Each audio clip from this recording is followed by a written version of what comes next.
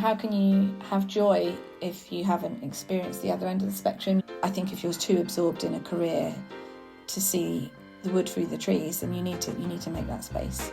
And then ended up having spinal surgery, and I thought, I'm not sure if this is a good career choice, being a garden designer, because you still need to move pots around and things. And he said, well, you just stop working.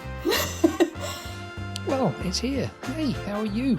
This is another episode of Pause and Effect with Jez Rose, and I am Jez Rose.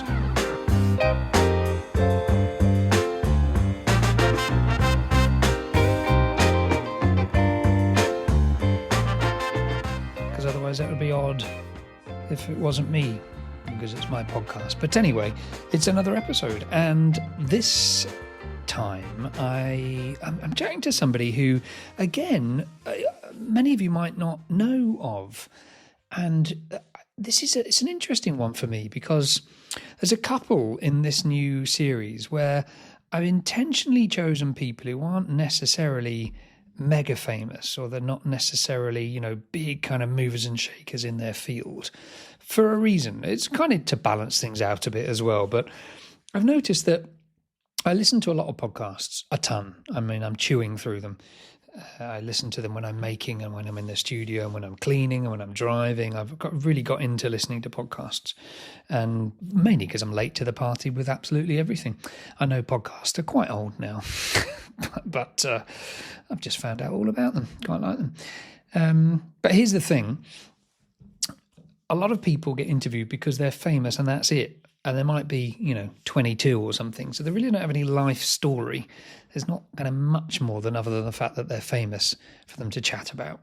And that's not their fault, and that's not a criticism of them. But I do find, just like telly, this obsession is people are only of interest or of value if they're famous, which is really utter nonsense. So today I've got somebody who I think should be famous, who has the most lovely, wholesome human story, which I think we can all relate to, even though we might not have anything to do with her journey, her career.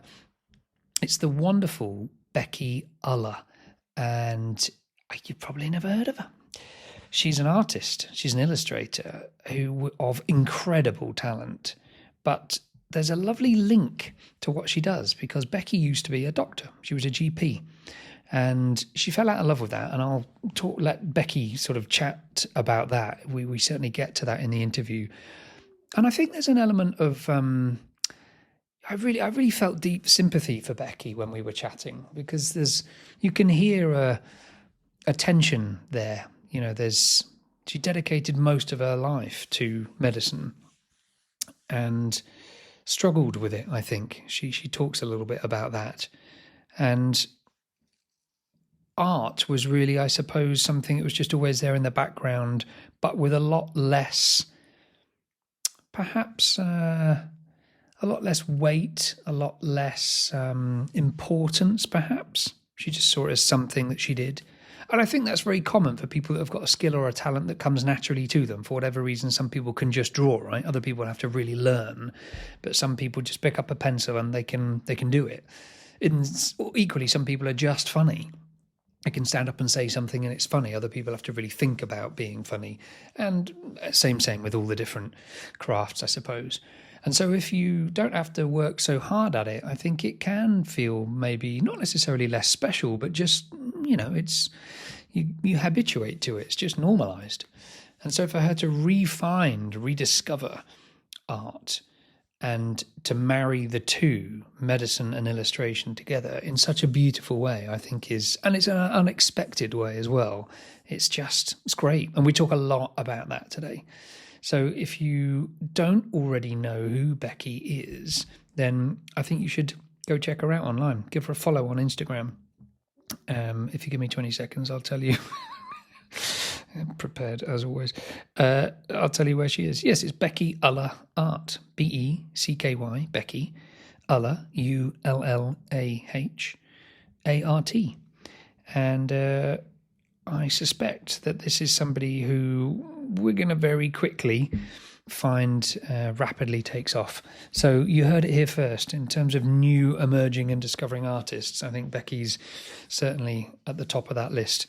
And maybe in another couple of years, 5 years, 10 years time, I think we'll all know that name. And I'm excited that she very kindly agreed to spend time with me. It probably should be said that she checked me out a bit first. She did a little bit of sniffing around. She said, well, I want to meet you first. So we had a little chat online where she interviewed me and grilled me and basically said, why do you want to interview me? And then I think I passed the test, because then she agreed to set a whole hour of her time aside and record this lovely podcast episode. So there you go. If you haven't already, you should definitely subscribe, by the way. Hit subscribe at the top, because as you probably have realised, Pause and Effect doesn't land with any great regularity. They're not weekly, they're not bi-weekly. They are at least monthly. I tried to get more than one a month, but life gets in the way, and I want this to be an enjoyable series that I create with you, and that together we interview different guests about the different things that I suppose in their life have happened and made them press pause for whatever reason. Maybe a momentary pause, might be a pause in their career, a pause in their dreams, a pause in their health, and the effect that pause has. And we're about to hear from Becky, who put pause on her life and pause on her career. And it had quite a dramatic effect on her and the course of her life as well. So strap in. Welcome to another episode of Pause and Effect. You are very welcome here. And I can't wait for you to listen to this. Let's get stuck in.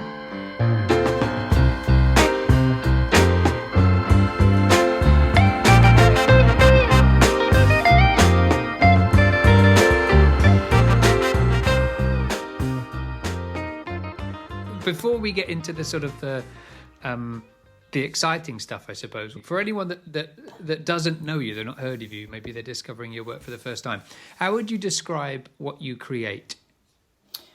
Oh, so good question.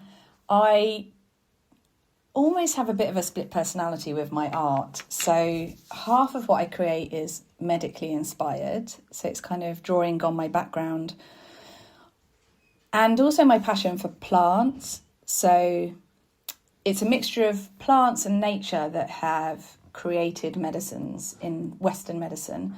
And then I try and depict that visually. And initially that was in a style of botanical illustration, those old vintage botanicals. I love them. Thank you. And that was how I kind of started, because I had this concept I wanted to get across. Part of that style choice was intentional for the content. So because a lot of those plants were discovered in the 1800s, that's how they would have scientifically documented those plants. So I thought it felt right to do it in that style. Sure. But technically I'm not kind of a qualified botanical illustrator. I don't follow the rules, basically. Is that a thing? Can you be a qualified botanical illustrator? Yeah, there's lots of rules to botanical illustration. And I break quite a lot of them with my... So I don't feel like I quite fit into that category. I've gotten away with it on a few occasions. And so that is one style I do. And then there's almost like this other side of me that is bursting to come out behind that serious stuff. So every so often I will then create something that's neon and just crazy bright, splashing paint around. So I have quite a confused Instagram, because one minute it's serious medical botanical illustration and the next minute I'm painting a leopard that's like bright pink or something. So it's varied is the short answer. I'm still playing around and trying to find my style, but I feel like I'm starting to fuse them a little bit more. So in my more recent collection is still playing on that medical theme. So it's looking at chemotherapy drugs that have come from nature. But I'm trying to be a little bit more creative with it and steer away from that traditional botanical style, because it probably feels a bit more authentic to me. So that's a bit of a long answer for how you would describe my art. No, it's amazing. It's an insight into the both the personality, I suppose, but also the authenticity that you put into what you create. Is you're not trying to be something, like you're not trying to be an established version of a botanical illustrator or something. It's your not necessarily your interpretation of it, but it's what feels right for you, right? Yeah. So what does it? We're going to get to the sort of a teasing lead up, I suppose, into this. But what does a normal day look like for you right now? For you, when you say like, it's interesting to hear that you sort of feel like you're maybe finding your way a bit in terms of a style that you'll lean into or not, or maybe for the rest of your career you might well have these two opposing styles that fight for your attention depending on how you feel. But it does still feel like that, because literally today I have been toying with a kind of secret commission that I'm working on for somebody, which is medically inspired and botanical, detailed watercolour. So it's much more that traditional thing. And then at the same time, I've got some monstera leaves that are like pink and yellow and turquoise that are drying in the garden right now. So, so it's very varied. And I haven't actually painted today. Today I delivered some art to South Mills Art Centre and doing admin. I've ordered lots of packaging. So it's surprising how much of your day as an artist doesn't actually fill with making art. Yeah, I can relate to that. However, for the illustrated days, right? For the proper art days, walk me through what your day looks like. I'm really interested in people's routines. So you wake up, and are you like a coffee in the morning first thing before anything kind of thing? Are you immediately on Pinterest looking for inspiration? What does a day look like from when you wake up? With all the details, okay. Well, I'm not a morning person. I'm a night owl, so that's not great. And I've got an 8-year-old daughter, so it's usually, this morning we woke up at 8:15 and had to leave the house at 8:30. So it was like mad rush. So yeah, we're a little bit of a chaotic family, and I'm probably quite chaotic with my timing. But yeah, so I woke up, quickly rushed. I don't drink tea or coffee, so I don't have that morning routine. Yes, it's just a bit of a mad rush. Get my daughter to school, and then I feel like I get myself into my headspace. So kind of it's all focused on the family to start with. And then I will go out to my studio, and I do take a while to get going. I would say I probably do a bit of doom scrolling and look at my messages, and I do have a tendency to prioritise my admin, which is not that conducive to being productive with my art. So that's interesting. Yeah, a lot of creatives aren't that way round. I think it is my background of prioritising. So I'm like, right, if there's things to order, there's emails to reply to, I need to make sure I've got them. And I want to feel like I'm not burdened with jobs that I've got to do when I'm creating art. I want to be in the moment. And I like to block aside like 4 hours of solid creating, because once I'm in that zone, I'm there. I don't want to stop. So I'm not someone who could do like half-hour painting and then... I mean, I do that because you do have to do that for layers. But particularly if I'm doing something quite detailed, I'll want blocks of time to just sit there and create. And is that important that happens in your studio? You couldn't think, I can't be bothered to go out there today. It looks miserable. I'll do it on the dining room table or something. Like you have to have that. That space is quite important for you, is it? I think so. My studio is quite a new addition. So I only got my studio in our garden in December. So... Oh, fun. Yeah, and literally the week it was installed, I then got offered an opportunity at a big London art fair, and I got offered an exhibition in London, a solo exhibition, both of which were like my dream goals for the year. So I was made up, but I literally was having a new studio installed, and I wasn't expecting to get either of those. So what that has meant is that all of the stuff was in my house because I was between studios. I had to bundle everything into my studio, and I've kind of not sorted out the storage situation. So I basically said, right, let's get this London Art Fair out of the way, and then I'll start sorting my storage, and I'll dive straight into more work. So it's becoming quite a cramped space in there. I need to sort it out. But yeah, so I have been between a lot of places. So when I first started, I worked from home for about a year. and that was at the end of the bed. And I would say this space was about 1 metre wide by 3 metres long. And I would set up an easel at one end, and then I'd lay sheets all over the place, and I have one box with my paints in. And that was my studio. Yeah. And I created a lot of art that year, like a lot. Probably my most productive year in a way, because I didn't have any business responsibilities at that point. I was just starting out, so I just made stuff.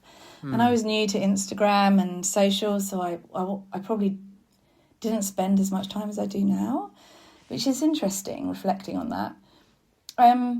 But yeah, so I worked... Also, I suspect a release as well, right? It's a sort of a build-up to, I think I want to do this and I can do this. And then all of a sudden there's that permission to say, now you can do it. So it's just this creative release. That's true. I think a lot of people find that in the initial stages as a big, trajectory of just this huge amount of artwork you produce. Yeah, and I think I was wanting to try loads of different things. So I'd be painting one thing and an idea would pop into my head. I'm like, oh, I want to paint that. And so then I'd start painting that. So yeah, you're right. It was years and years of things that I'd dreamed of trying and hadn't had the time to do. So it was amazing. I loved that year. And then I got a fellowship at a studio in the next town to me, which was meant to be for 5 years. Amazing opportunity. Got my own big studio. It was kind of 3 metres by 4 or 5 metres. All on my own, white walls, can splash paint around. And it was amazing. And within about a month of moving in there, we got given notice. Oh, no. Yeah, so I had to move out. Luckily, we stretched it. So I was there for about 9-10 months. And then a local arts centre very kindly, I think they took pity on all the artists that were turfed out and offered a residency, including a very small studio. So I did that then for the next year, and that finished in September. Hence, from September to December, everything was back in my house. So I did paint at my dining room table from September to December. Yeah. So you got this sort of chunk of 4 hours, you were saying, or potentially 4 hours. If you get your head down, you get drawn into something. You stop for lunch? Are you sort of, like, for me, I have this sort of legacy habit of stopping for 11s, which is like quite an important thing. So I'm always sort of looking at the clock in the morning, no matter when I stop, and I know I'm going to stop at 11, have a cup of tea, half an hour to just look out the window or read a book, and then I go back to making again. Do you, are you like that? Do you have these sort of rituals, or are you just, I don't know? No. You're laughing. Back to my chaotic self. No, that's the answer. Every day is different. So I wish I was as structured as you sound, but no. I hit the ground running, and I'm kind of at 100% all the time. So, I feel like that. I'm moving from one thing, flitting from one thing to another. And maybe that is the doctor in me of having to prioritise, multiple things and just working to whatever's the most important. So I'll get caught up in something, and I haven't had lunch today, and what is 10 to 2? Oh gosh. Yeah, So sometimes I'll stop, and I usually do stop for lunch, but it's not at a set time. It's whenever it fits in around work. Yeah, sure. Well, that's nice to ride that chaos. And so I guess you stop in the studio when you need to pick your daughter up from school. And is that you stopped creatively for the rest of the day? Or is it like, here's an iPad or Bluey? Probably not Bluey, she's 8, but mind you, I love she loves Bluey, I'm 42. Me too. Mummy's got to go back into the studio now, and then... No, I'm very... When my daughter's around, I try and be as, I try and switch off from it. But she does sometimes get roped into some of the errands. So I'll sometimes save my errands for post-school. So packing and... I'm like, right, we've got to go to the printers and pick something up. Yes. And I'll mix it in with, something for her, like we'll go to the library. Yeah. So it's a mixture of errands. So she will get caught up in that. I mean, yesterday we nipped in my studio when I got home because I wanted to show her what I'd painted, and she wanted to see it, which was lovely. And then she said, I'll do my homework. And so she sat there doing her homework whilst I cut the paintings out off the board. And she filmed me actually, which was cute. So no, I don't tend to put her in front of the telly so I can work. But when she has her allocated telly time, I will sit there probably doing emails or social media. But I wouldn't create when she's around because I'm too distracted. That's interesting. So you do need to be in that sort of zone and switch off. Yeah. That sounds very powerful. And I know what that flow state is. I wish I could. I'm reflecting on that a lot at the minute to try and work out how I write about it, to get other people to experience it, because I think unless you've experienced, unless you know it, it is just remarkable, isn't it? As a state of mind and being, just to be in that. Yeah. At time, just it goes like that. Yeah. Because, you're just exactly where you need to be. So it's really fascinating, interesting, listening to your sort of juxtaposition, I suppose, the dichotomy of these two different versions of what our expectation and judgment of what we think an artist does all day, and actually your reality of it. And it just that strikes me as something perfect. It's so individual, art, and being an artist is so individual. You could put 4 artists in a room that have the same medium and even the same output in terms of, they're all landscape painters or something, and they'll all have completely different ways of approaching it. And some will be more disciplined in orders and some way chaotic, and it's fascinating. So listen, let's get to the sort of bit that I'm most interested in exploring, and I'm very strict with the questions I've written to make sure that we don't get too carried away with this, because otherwise it becomes all about sort of a chat that you and I might have at the pub or something, but might not be of any interest to anybody We can listening. do that another time if you want. Yes, maybe. How did art find you, or did you find art? Do you want the short answer or the long answer? It's entirely up to you. So, I've always loved drawing. When I was younger, I had a little sketchbook, and it was kind of my thing. I remember once when I must have been year 3, and my teacher thought I'd traced. We were all asked to draw these canal boat flowers. And the teacher told me off because he said I'd traced it. And he sent me, I remember this vividly, he sent me to the hall to draw multiple flowers. I was like, well, that's my dream come true. I just got to sit here all day drawing flowers. I mean, that's what I do now. But yeah, he didn't believe that I'd drawn them. So I was always probably quite good at drawing, and enjoyed it. So, and I went through to AS level art, and I had to drop it because I decided to do medicine. And I continued to paint not really paint, probably more draw through university. And whenever I found time as a doctor, which was very rare, I'd go to the odd life drawing class or something like this. And then for leisure at this point, just as a hobby, for you just to do as your own time. Oh. So the conscious decision was, I'm going to get a sensible job and be a doctor, and because I can still do art for fun and for pleasure on the side.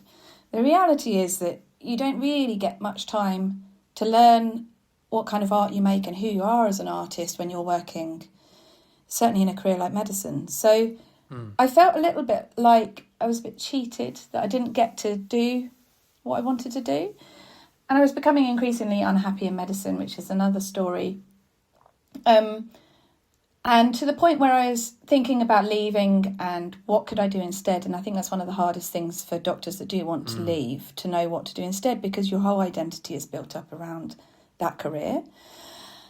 During the process of feeling unhappy, I took a couple of short career breaks. I was going through IVF as well. And so I took career breaks for personal reasons and for career decision reasons, to try and determine what I'd like to do instead. And during that process, the Royal College of GPs offered free mentoring sessions for GPs that are maybe struggling. And so I took them up on that offer because I thought, and I found a coach who specialised in career transitions. And so these are other GPs, most of the time, that are mentors. And this mentor was great, and we clicked, and she was really helpful. And I was explaining that I wanted to leave, but I don't know what to do instead, and how unhappy I was. And one of the tasks she set me was, what brings you when you're doing it and you're in that moment, what feels like the safest place to be and thing that you enjoy the most? And I said, oh, drawing, creating art. And she said, okay, well, set aside 2 hours a week to make space for that. Do you do it regularly now? I'm not really, only when I find time. And she said, well, make the time. Because if that's something that brings you joy and you connect with, and you can... And I think we might have even talked about flow states. Like when you're in it, that's all you're thinking about. And I was like, oh, yeah, well, it's drawing. So I started doing that, and I started drawing, and, you know, I knew how much I loved it anyway, but I made time for it. And 6 months later, I left medicine, not because I was going to be an artist. My actual plan was to do a garden design course, because at this point I'd already studied horticulture because I'd started finding a love for gardening. And so I did the RHS level 2 horticulture. And then I realised that if that was going to be a career that I turned to instead, it's quite physically demanding. And for personal health reasons, I thought it may not be the wisest decision. And then I thought, what about garden designer? Because I love drawing, I like creating, and it's going to be slightly less physical than being a gardener. So I was signed up to do that, due to start the following September. So I started the mentoring probably August, did that through to December, and then signed up to the garden design course to start the following September. And then I left. I'd planned to leave medicine in April. So I left in April, and then we, as a family, were going to go travelling. So my daughter was 4, about to start school, and everybody says, oh, it's so expensive to travel in school holidays. So we thought, we love travelling, so let's take advantage of that. We're both going to leave our jobs in April, and we're going to travel from kind of May through to August, during term times, so it's cheaper. And then come back, I'll look after my daughter over summer, and I'll start my garden design course. And so we did that, but halfway through the travels, I slipped a disc in my back. Yeah, and like quite badly. So I ended up having to fly home. I tried to power on for a week or two in agony. And then I ended up flying home. They continued to drive back. And I was housebound for at least 3 months. I couldn't drive. I was in too much pain. And so I painted. So I painted all the things that I'd been thinking I want to do, but I had never had the time for, because it was the only thing I could do. And then when it got to the kind of August, September, I realised I was going to need spinal surgery. So I couldn't actually attend the garden design course that I was signed up to do, because you had to go an hour's drive once a week. So I had to postpone it, and then ended up having spinal surgery. And I thought, I'm not sure if this is a good career choice, being a garden designer, because you'll still need to move pots around and things. And this is going to be a long-term problem potentially. So whilst during that, I'd continued to paint, and then people started asking if they could buy my paintings, and then people started commissioning me. And so by the time the surgery came around, I was selling art, I had a website, I had an Instagram. So yeah, I kind of almost fell into it. Wow. It wasn't a part of the plan. The plan had been, when I did the garden design course, that I would set aside, however, maybe 10 hours a week to paint, because I wanted to build up a portfolio of work and just see what I could create. But it was never a plan for it to be my career. Gosh, so isn't it strange how things work out? I mean, at the time, when you're thinking, okay, I think I've got a logical step here. I like art, I like illustration, I really like garden. I'm going to do this garden design course. That will be the segue. I'll take some time out from being a doctor, start in this garden design. Was that, when you slipped your disc, did that feel, was it sort of, I appreciate extremely uncomfortable, and there is an element of disability, short-term disability that goes with that as well.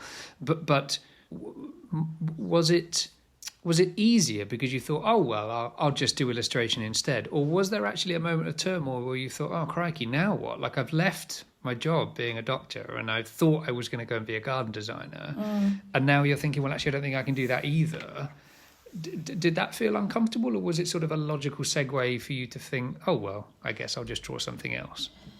It was a very emotionally turbulent time in my life, I would say, because mainly because of the grief I was probably feeling for leaving medicine. So...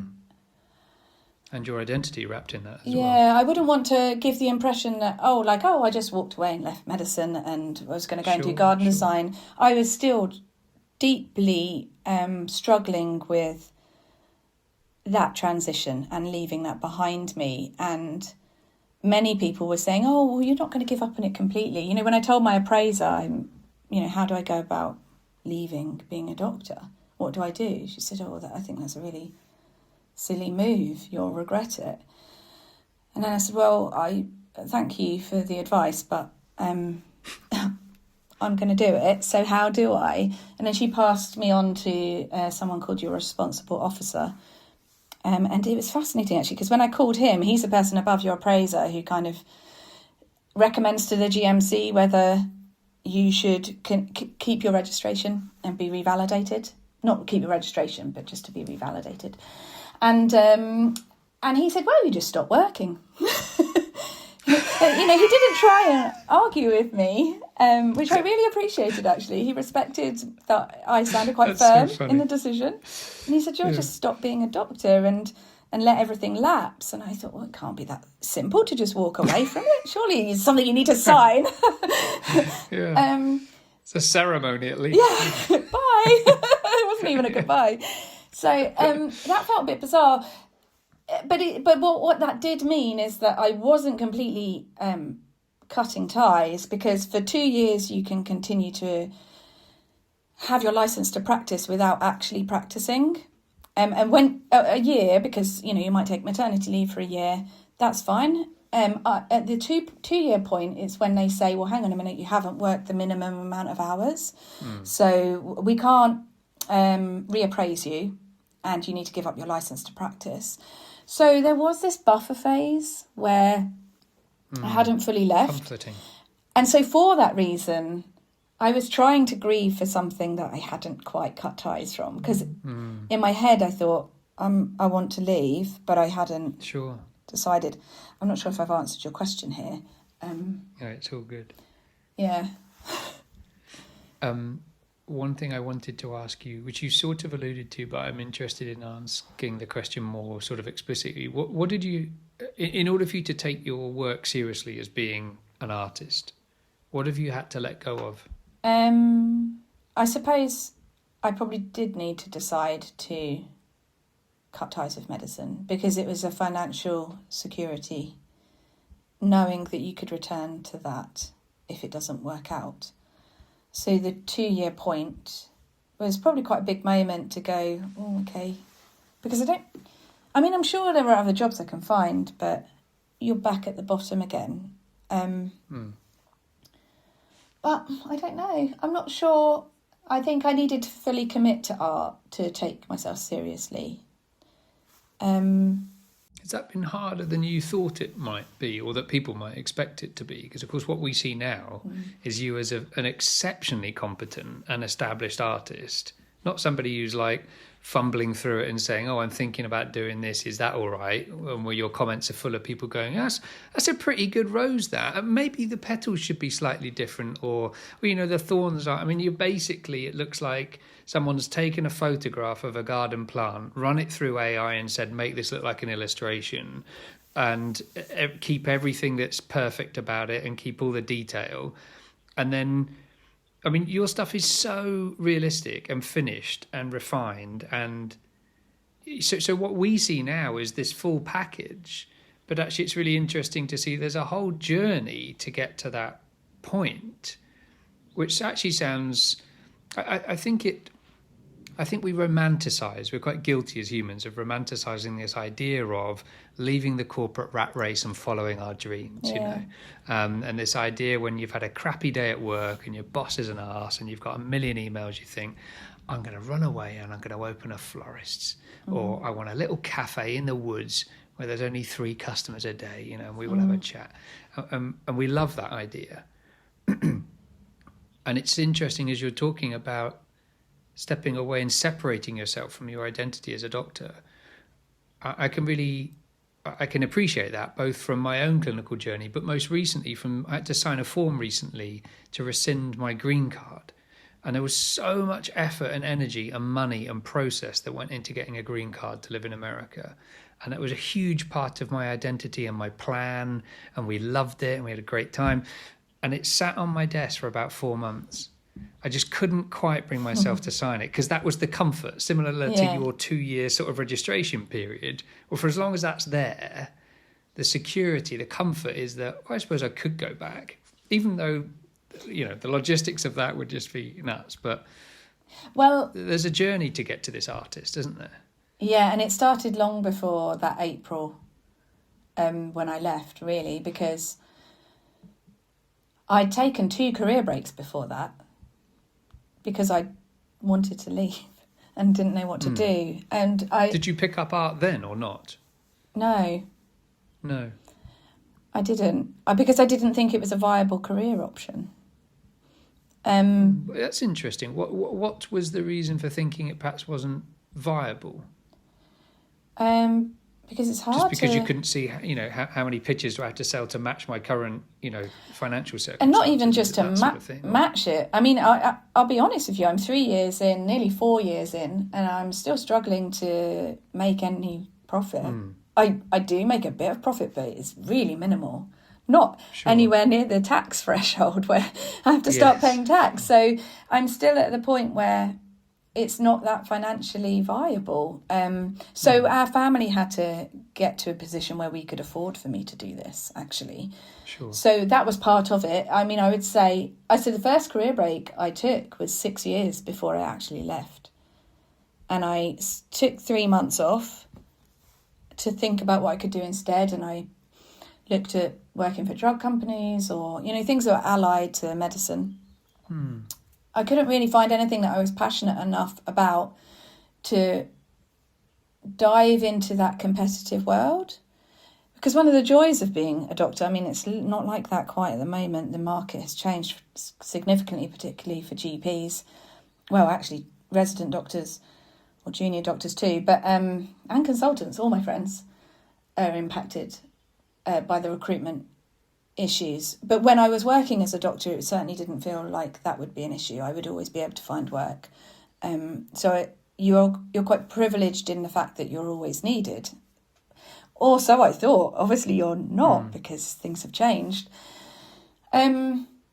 So, for example, I looked into kind of being a medical advisor for drug companies, but about 200 applicants per job, and the people that are applying for that are all doctors with PhDs or research, and I didn't have those things. So quite a lot of the things that were associated with medicine were probably quite competitive, and I wasn't that passionate about them. So I didn't really feel like that I'd be able to get any passion across in an interview and beat those other people. So it didn't feel right to jump from one career that you're not enjoying to another career that you're not passionate about.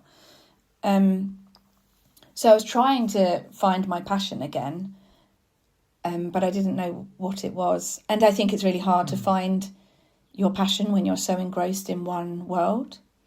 Yes. And so you need a freedom. Yeah, that's what kind of became apparent over those 6 years. I thought, I don't think I'm going to find out what I want to do unless I just leave and I start reconnecting with who I am as a person. Because I didn't feel like I had much of an identity when I was a doctor. I didn't know what I liked and what I didn't like. I just did what I had to do because it's quite a protocol-driven. You're told what to do. Your time it's not creative in any. I mean, it's creative in the fact that you've got to come up with solutions, but you're on a treadmill and you're constantly told this is the next thing, this is the next box you need to tick. So I felt like I needed to completely take myself away, and possibly because I left myself to reach burnout point, I was like, I'm going to have to leave because I just can't do this anymore. But I don't know what I'm going to do instead. So That's amazing, isn't it? Yeah, part of the garden design thing was I don't really know what to do instead. It's the only thing I'm like that I can on paper seems to make sense. As I got closer to that course, I think, and I was creating more art, I thought, am I that passionate about being a garden designer? I quite like gardening and I like drawing, but that doesn't mean I'm passionate about garden design. And so there was a part of me that felt guilty about that too. So I'm trying to get into a world where people probably are, they like read all the books and they follow all these garden designers and they love it. And I thought, I don't really do that. So that felt disingenuous. Is that the right word? Disingenuous, yeah. Disingenuous. It didn't feel like I was being true to myself. And so maybe that was partly why I pulled out as well, because I could have postponed it further and still gone with it. I think there were lots of reasons at that point I decided not to continue down that route. What is amazing for me listening to you is that there was two key pauses in your career that forced you to confront a whole lot of very, very intensely human things like identity and future and purpose and passion and where you find your joy. I mean, what's such a simplistic and lovely, simple question to ask you. You know, your was it? Did you say you were a praiser that asked you, where do you find most joy? What's the mentor, thing that yeah. really, yes, your mentor, and it's such a deceptively simple question in many ways. Yeah. And so thinking about those key pauses in your life that fundamentally ultimately changed the course of your life to bring you where you are now, both of which I can identify because I did exactly the same thing, where I started going off down one route and thought, wait a minute, something doesn't feel right about this either, and now I feel really bad because I've sort of dragged a couple of people along on this thinking, I think this is the direction we're going in, and now I'm like, I don't think it is.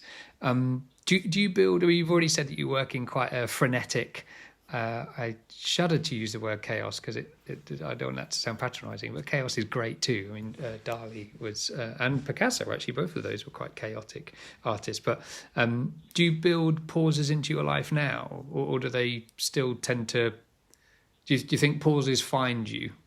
I think I have a tendency to not put the brakes on. And it's funny because describing myself as chaotic is probably not a true reflection, because people that know me will be like, you're not chaotic, I'm quite disciplined and relatively organised in certain respects. So, I mean, you have to be, don't you, to do medicine and work as a doctor. You can't be too chaotic. Sure. One would hope not. No. So I'm actually quite a disciplined person. When I put my mind to something, I'm like, I'm going to do this, and I throw myself into something. I'm not very good at stopping and reflecting and going, is this right?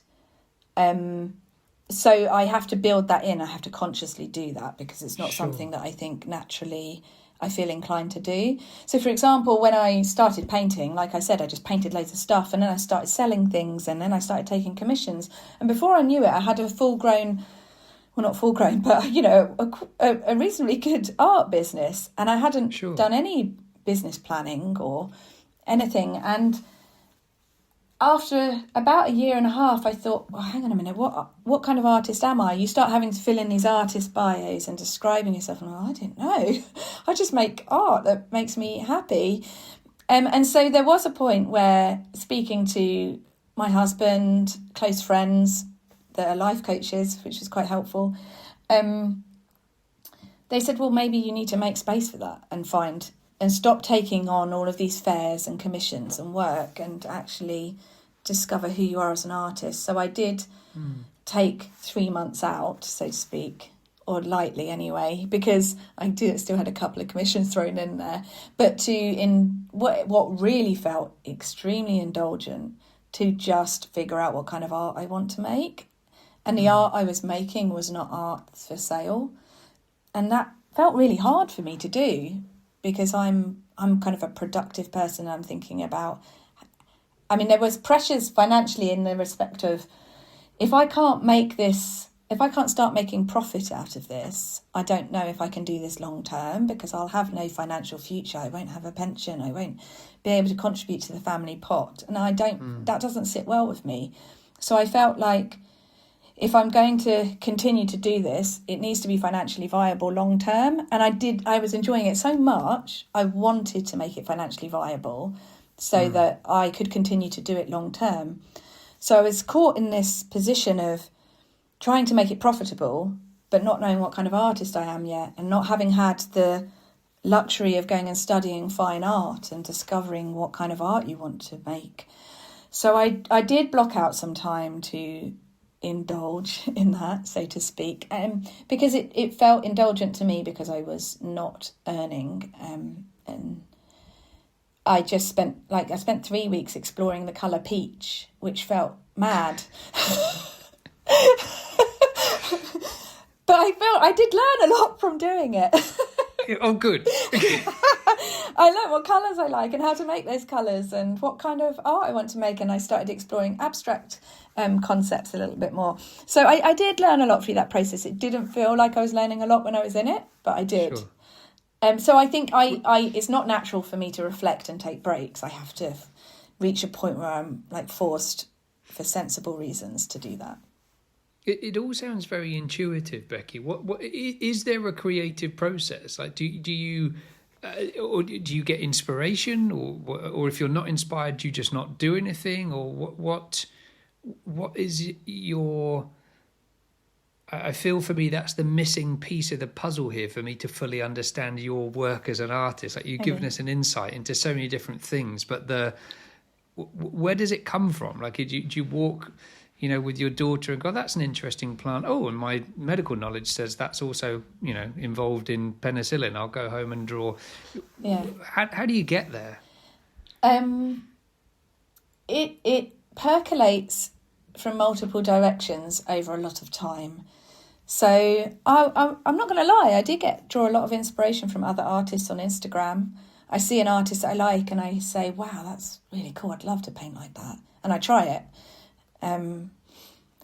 And so my style has evolved through inspiration, probably from other artists, not necessarily famous artists, not the greats, I wouldn't say. I would say just modern working kind of artists. And so, for example, the first medical piece I did was the medicinal heart. And I was inspired. So the story behind that is that I was inspired probably now 15 years ago, visited the Vincent van Gogh Museum in Arles in France, and there was an artist exhibiting there called Tabaimo. She's a Japanese artist. And she had all of these anatomical, beautifully delicate drawings of, say, an arm with the tendons exposed and then flowers growing out of those tendons. So all sorts of body parts, and that spoke to me. I loved anatomy. It was one of the main things that I enjoyed about medicine. And looking back, I went into medicine because I wanted to be a forensic pathologist. And I don't know why I didn't pursue that as a specialty. I got swept up in the common stuff that you do at med school, and you don't really get exposed to it, and kind of forgot about it. And so I guess I went back a little bit to the roots of what my passions are for medicine. And so I saw that anatomy, and that stuck with me, those pieces, for a long time. And I would look for other artists and I'd find hearts that had flowers erupting out of them. And I was like, oh, that's such a cool fusion. I love flowers, and, what a great concept. And there's so much mirroring between plants and anatomy, the root systems. And I just see that they link, and maybe we're a bit disconnected from our kind of organic state a little. So yeah, sure. I like reconnecting that idea. And I thought, well, why are these people that are all, if you search hearts with flowers coming out of them, there's hundreds of thousands of them. And none of the flowers coming out of them seem to ever bear any relationship to that organ or treatments. Yet there are loads of plants that treat those organs. So I thought, well, digoxin comes from foxgloves. A lot of people know that. Treats the heart. Why don't you have foxgloves growing out of a heart? Yeah. So that's where that idea kind of came from, and that was 15 years ago, but I continued to work for another 10 years as a doctor with that idea in my head and never being able to do anything with it. That's wonderful. So when I left medicine and I'd hurt my back, when I first got to be more mobile, I remember getting a train into London to see one of my specialists, a rheumatologist that I'm under, and I said I'm going to visit the Royal College of Physicians Medicinal Gardens to see whether there are other plants that can treat the heart. I'd already come up with a bit of a plan of other plants that create medicines, but I wanted them all to be prescription medications. I didn't want them to be herbal remedies. I wanted to show people that a lot of Western medications that we all think are made by big pharma in some nasty lab they're concocted actually were discovered hundreds of years ago from plants and have been used for sometimes like thousands of years to treat conditions. So it's not all big evil pharma that have created these drugs. Yeah, sure. And so that was kind of the concept that first appealed to me. And I was like, right, I want to paint this picture that I've been thinking about for years. And because I wanted to do it in that style, it's very slow. I mean, it took me about 100 hours to paint. I would never have found 100 hours to paint that. It would have taken me probably 10 years to finish it. So I got to spend that time because I was waiting for spinal surgery. I couldn't go anywhere. And I lay on my front painting that piece for 3 months. Wow. And so that was quite a turning point for me. And then during that process of researching the plants, I realised that there are lots of other plants that could treat other organs. And so I thought, well, I could do other organs. And then I ended up doing one for the lungs and one for the brain. And then off of the back of that, this is 2 years further down the line by the time I'd finished the brain, I'd seen that a lot of plants make chemotherapy drugs. And it turns out that I think there's the American Cancer Research Department or something in the 60s put a lot of money aside to go and discover chemotherapy drugs from plants.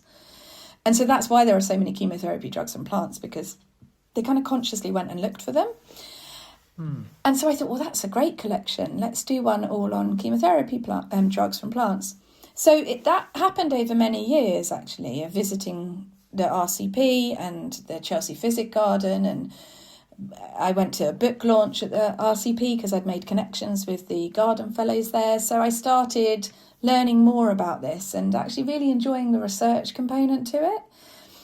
But whilst I was painting these kind of serious pieces that I would research the science behind, I'd see somebody paint some colourful animal and I'd be like, oh, I want to try that. So I'll just... And sometimes I'm painting something and an idea will pop into my head and I almost can't ignore it. It just sits there and I have to do it. And so, for example, I'm supposed to be painting this commission, but I thought I want to paint some colourful monstera leaves. And so, in between layers drying, there I am painting monstera leaves because I love monsteras. And it's kind of my obsession at the moment. And I wanted to throw some paint around. So my inspiration does come from lots of different directions, and it comes slowly. I have been fortunate enough to not run out of ideas. I've not had any creative block. I always have a list of things that I want to try, that I'm never short of ideas. Hello, it's me, Jez, and I'm interrupting quickly to let you know about my short, free monthly email. It's read by 29,000 people all over the world, give or take. I haven't counted exactly. Some weeks it's 28,957.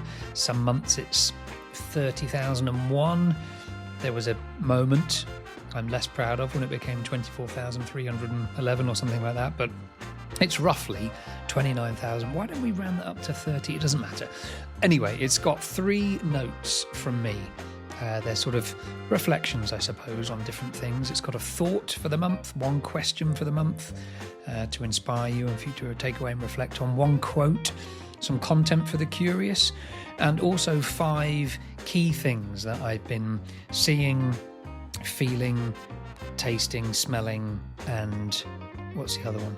They're about my senses hearing, head, shoulders, knees and toes. 5 things related to my senses. I forget what all of the senses are. This is the problem when you have to read a thing. I should have just done this myself. They're telling me to carry on. So head over to thatjazzrose.com to sign up. And hey, if you don't like it, you can unsubscribe. After all, it's free. Now, back to pause and effect. I probably should record that again. You mentioned that actually the label artist, by the sounds of it, it's quite a complicated label. It's quite a complicated word to use for you, because there's a lot bound up in that, actually, in you being an artist and that journey to being an artist. Have you ever questioned whether to continue? Has there ever been a moment when you've thought, oh, maybe I've made the wrong mistake, or will you stand in that kind of threshold between knowing and not knowing? You know, the doorway of, you know, either leaping forwards or stepping back to something that you knew of comfort and security. Has it ever felt maybe questioning? Yeah. If I'm honest, though, the main reason for questioning any of it is always down to money. Not really any other reasons, because I love every aspect of it. I like the variety that you get in a day. I love being creative. I feel like I'm more me. And I like having control over my day and which direction I go in. I feel like there's more scope for opportunities when you work for yourself and you allow things to just naturally progress. There's so many opportunities in the art world, not necessarily that financially lucrative, but there's lots of opportunities and lots of different routes that you can go, that sometimes it can be difficult to know which direction to go. But yeah, there's been crunch points where we've gone, can we afford for me to be doing this as a family? Yeah. Right now, well, actually probably about 2 months ago, it was seriously at a point where we were like, do I need to get a different job? Do I need to go get a proper job? As a lot of artists say, proper job. Yeah. And I think that is a challenge that almost all is a bit of a dramatic statement to make without anything that I can base that on. But it's a very common challenge and issue. I think that many, I think I can probably comfortably say most artists face. Yeah. Regularly, perhaps, but certainly many times in their career or life. Yeah. It's interesting listening to your sort of getting a sense of life before and after for you with this choice of being an artist. What do you think you protect more of now than you perhaps used to? Or what's the one thing you've removed from your life? This is a different question, I suppose. What's the one thing you've removed from your life that's made the biggest difference? The stress of medicine. Is that the kind of angle you were thinking? I was very anxious before. So does that anxiety come from sort of clinical pressure, as in the responsibility to make the right decision under time and the pressures. implication if the decision you make? Oh, under time pressure, sure. Time, like if GPs got 30-minute appointments, I would have loved my job. And if we had all the resources that we wanted and we were taught to use, I would have loved my job. But unfortunately, you're working in a system where, some days I would see 60 patients in a day. It's just not safe. And it would make me angry. I'd feel angry because I couldn't deliver the standard of care I wanted to deliver. And I'd come home and worry, like, oh, did I miss something? Did I make a wrong decision? Because I was essentially having to rush to get through that many. Yes. And that wore me down. It really did. Because I think I prided myself on being good at what I did. I'm sure most doctors feel the same. But it's hard to be good in that environment. So I was very anxious, and that anxiety increased over the years. And interestingly, of course, art, I know this isn't intentional, but art as therapy is one of the most common applications is for anxiety. And so I'm guessing, reading a bit between the lines, that you don't feel as anxious or don't feel anxious when you're, other than about finances, but hey, join the club. That's all of us, I think. But yeah, it's lovely, isn't it, that you get that outlet to... I mean, I remember, so there's something called the GAD-7 screening tool for anxiety. And just before I left, so after I had my mentoring, things kind of escalated with probably my anxiety levels, and I ended up referring myself to the health practitioner program. It's basically something that during COVID, the NHS introduced accessible therapy to clinicians because they realised that people were struggling. And so I think the week before I went travelling, and I'd already decided to leave by this point, it came through. And I was very well supported actually by them, because whilst I was waiting for the therapy to come through, I was getting weekly calls from GP mentor who was, I guess, concerned about me because I was very unhappy. And they just saw me through until I got that therapy. And then they assessed me, and my score was 21 out of 21 for anxiety. Wow. And they said, you've got generalised anxiety disorder. I said, I don't have generalised anxiety disorder. I have occupational anxiety disorder. You take me away from my job and I won't feel anxious. Yeah. I came back. So I had to postpone the therapy until I came back from travelling. And I'd left. I hadn't worked for 3 months by the time they reassessed me. And my score went down to 6. Just by purely leaving, even though I had a slipped disc and was needing spinal surgery and wasn't working, had financial concerns, my anxiety plummeted because I just spent time with my family. I wasn't having to worry about patients and be in that environment anymore. So I knew that it was environmental. Wow. And I don't feel anxious at all now. How lovely. Well, we are coming towards the end. I've got a couple of questions, and if we get time, I've got this... rapid fire question round that I've created. He says with confidence and a sense of piousness, but he's never done it yet, so we'll see how it goes. But what's a question you've been asking yourself recently? This isn't the rapid fire. So something I haven't told you about is that to financially support the art, I have started doing something called sketchnoting. I don't know if you know that about me. No, I don't. So sketchnotes... Is this that's... Go on, you're going to explain it. Go on. Yeah, so it's where you go along to events, or you may get sent a report and you create visual notes. Yep. And sometimes that's done live, so you might attend a conference and visually... So there's pictures, there's visual metaphors and writing that you're live documenting, so people in the audience... can kind of understand and follow a little bit more easily. So it makes complex information more accessible. And that can be done in live, or it could be done post-event, so in more detail. It could be done from reports or documents. So I've joined a company called Sketchnotes UK, which is... Basically, I met Mandy Johnson, who runs Sketchnotes UK, because she also is an artist as well, alongside the business that she runs. So at art events we met and we kept bumping into each other and just clicked. I love her. She's amazing.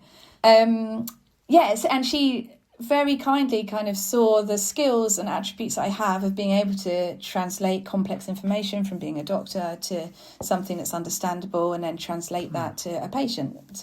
So she saw that skill set and then the fact that I can draw, and said, I think you'd be a great sketchnote artist. Would you like to do this? And I thought, well, if this can supplement my income so I can continue to be an artist, great. And so I started doing that with her just over a year ago, maybe a year and a half now. And now I regularly sketchnote alongside my art. So last week I attended 2 events, one in Bradford and one in London with her. This week I'm doing none. So it's sporadic. It's whenever the events come up. But that's building and we're growing. So that's something I do to supplement my income. And I suppose to answer your actual question is, I guess I've been wondering about how to balance those two things and whether I've maybe overcommitted to some of my art that I then struggle to deliver on the art and be able to attend the events. Sure. So I suppose it's just trying to get the balance right between those two. I think you are an ideal person to ask this question. I've noticed that as this podcast grows and I get people get in touch about the content that they've heard, there's a common theme, and that's that, and I suppose it's obvious, like attracts like, so people find this podcast who perhaps are in that middle ground or aspirationally or in preparation for a career or life change. They're listening to other people and how they've navigated it. If someone's listening and they feel stuck or maybe unsure of something they're about to do, or there's this sort of career pivot or career change, or there's an element of something just not feeling quite right, what would you say? What would your advice be to them? It's a tricky one, because part of me has thought the advice should be to not wait until it's at breaking point, which is what I did. I reached the point where I was so burnt out, I definitely wanted to leave, and I would never want to be a doctor ever again. And that has made it more financially challenging, because to build a new business or career, you're not always, if you might have some lucky careers where you can immediately hit the ground running and earn the money, but sometimes it takes several years, 3 to 5 years, to build up to a point where you can make profit. So it's good to cross taper, right? However, if I had followed that advice, I would probably still be working as a doctor and I would never be an artist. Because I did push myself to the point where I broke and just had to leave. And if I hadn't have completely left, I don't think I would have discovered... I almost had nothing to lose by exploring art, because I wasn't earning anyway. But I do recognise also that we reached a financial point where my husband could cover the bills. We cut back on lots of things. So I don't know, because if I'd follow the advice that I give of not waiting until you're at burnout and start trying to introduce something, I would never be where I am now. It's the age-old conundrum, I think, for human beings, that we want to avoid pain. Yeah. We want to avoid suffering. Crikey, the entire career of helping people do exactly that, or to attempt to do that. But the reality is actually that we learn often the most when we're at rock bottom. Yeah. And we learn, there's a wonderful Thich Nhat Hanh, a Zen Buddhist monk, who spoke about this concept of no mud, no lotus, because a lotus grows in mud. It needs dirt and mud. And so you can't avoid the mud. You can't avoid being in the dirt and spending time there. But from that can come great beauty. You just need patience. And we all need that balance, actually, of contrast and comparison. And he tells a lovely story about how somebody said, how do I make sure that my children avoid pain? I want to protect them and guide them through life. And he said, I would never, ever want any of my children to never experience hardship or pain. It's extremely important that we understand that and know what to do with it and grow through it. Brings us great resilience, doesn't it? And how can you have joy if you haven't experienced the other end of the spectrum? You do kind of need to do that. But I think I would say that to truly, if you're at a point where you can't see your identity and you're struggling to know what to do instead, you need to give yourself space. And if you can find a way to financially afford that, whether it's saving up so that you can take a 3-month break. I did learn stuff from those 3-month breaks. I learned what wasn't viable, and I learned that I could pursue something else like gardening and horticulture. And then by doing that, I learned that I love plants more and what I could and couldn't do with that career. So each decision you make, at least you're making some step forward. It's not just an idea in your head, you're doing something about it. Yeah. So I think if you can create space for yourself to look at how you can genuinely make that happen, I think if you're too absorbed in a career to see the wood through the trees, then you need to make that space. All right, very quick. Okay. Rapid fire 4 questions and then we're done. This has been lovely. This has been one of the occasionally I do these interviews and I think I find myself thinking I'm looking at the clock thinking, gosh, I can't take this person's time up too much. And also I have another call and I'm thinking, oh gosh, I could really talk. This conversation could go on and on. This is one of those there's so much I want to unpick. Maybe you'll come back again. We'll do a part 2 perhaps. All right, are you ready for the rapid fire? Yes. Here we go. All right, one word for how you feel about your work right now. Proud. Oh, yes. What a great word. All right, messy or minimal? Oh, no, you're not going to make me decide. Messy. Okay, I sense that might be where it will go. I got an idea. I would love to see a photo of your studio in progress. Okay, I had it's really this idea messy. for a coffee table book. Yeah, I suspect so. But I have this wonderful idea for a coffee table book of if you imagine just taking the artist out as if there was a fire drill and just taking a photo of what it looks like a snapshot in time at a random moment. I'd love that.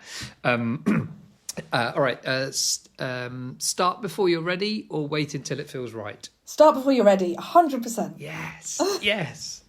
That's You're me all living proof over. that it works. Yeah. All right, and last one. What are you currently saying no to? What am I currently saying no to? Oh, I don't want to ostracise myself, but I have said no to local art fairs more. Okay. Not because there's anything wrong with them. This needs an explanation.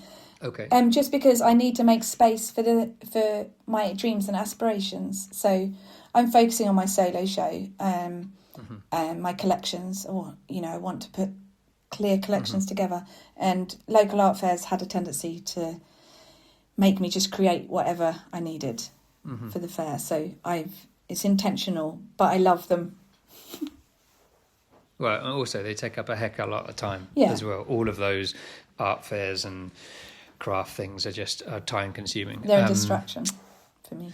So where can people find you? I'm sure by now, with all of the championing I will do as a head of this podcast, they will know. But if they've missed all of that and they just stumbled across this podcast, where do they go to find out this incredible art of yours, Becky? So my website is www.beckyullah, spelled BECKYULLAH.co.uk, and my Instagram is Becky Ullah Art.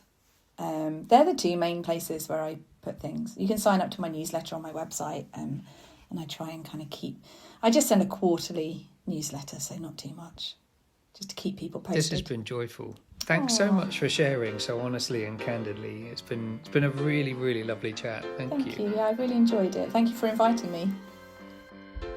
Now, I promised Becky that I would mention about her exhibition. She's got an exhibition, and it's free in London, and it's a pretty prestigious exhibition. It's at UCLH, University College London Hospitals, on the Euston Road, which is, you can get there from going to Marylebone Station. I always come into King's Cross and then turn right, and that's the Euston Road. But or you can turn left. Anyway, it doesn't matter. But the road that King's Cross Station is on is the Euston Road.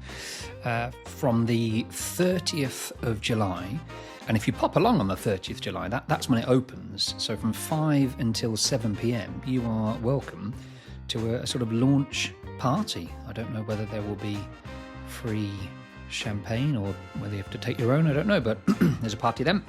And then the exhibition now runs all the way until the 20th of October. This is a serious art installation for a proper artist.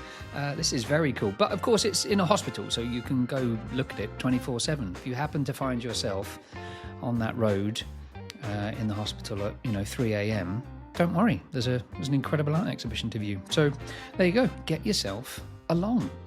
It's called The Street Gallery, and you don't even have to go into UCLH. You can, if you don't like hospitals, or the only time you go in is if you're, I don't know, having a baby or dragged in or strapped to a hospital ambulance gurney or something, then you don't have to, don't worry about it. You can go just for a leisurely walk down Euston Road, and all of the artwork is in the windows, so it faces the street, and you can see Becky's artwork, which I think is just a wonderful thing.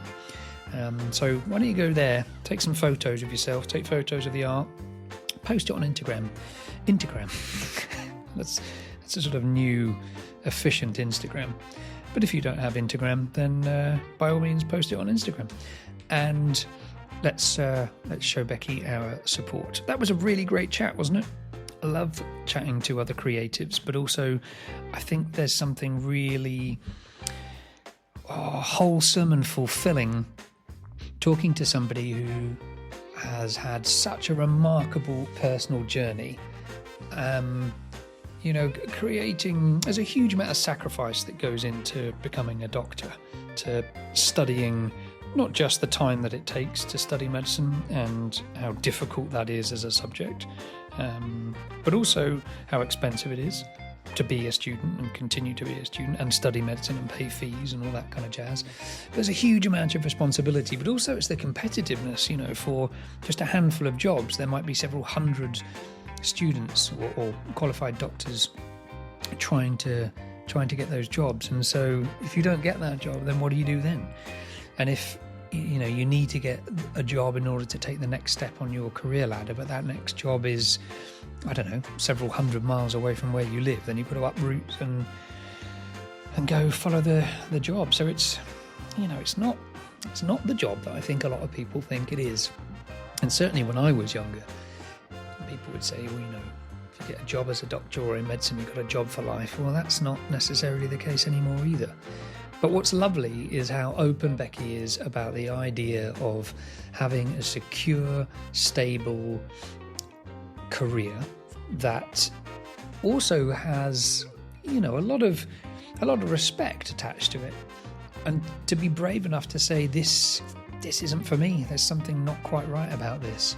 And again, follow that gut instinct, to follow the pull, that draw towards something that was right for her. And honestly, it's a really remarkable thing. I cannot believe that all of that time, Becky's talent as an illustrator lay dormant. It was kind of latent there. And it's so wonderful that she gets to share that with us. Wonderful for us, obviously. But also for her, that she now gets to do the very thing that she loves every single day. Not easy being an artist, but maybe that doesn't matter. Maybe it's more about just, loving life every day. But it's joyful. You should go check out her work. And if you can pop along to London, you should definitely go and have a little look at her artwork in the Free Street Gallery. Mainly because art looks different, doesn't it? You look at it online and it's one thing. I remember going to see the Mona Lisa years ago, and I really wasn't that excited about seeing it. I think I wanted to go to see what all the hype was about, honestly. And I'd seen it online. You've seen pictures of it and books of it. I've seen prints of it. I'm never that impressed by it. It's a picture of a lady. But when I saw it in situ, in real life, it really does sort of take your breath away. It's quite a remarkable thing to see for real. And I think that's the same with all art, out of context. We find that with ceramics. When you look at ceramics in the kiln or in the studio, it looks in one way. Your sort of relationship with it is quite two-dimensional. And then as soon as you bring it home and you put it on a table or on a shelf or on the mantelpiece, it just suddenly changes. It becomes this different thing. So I can certainly relate to Becky's frustrations with wanting to do more art and have a bit more job security with it.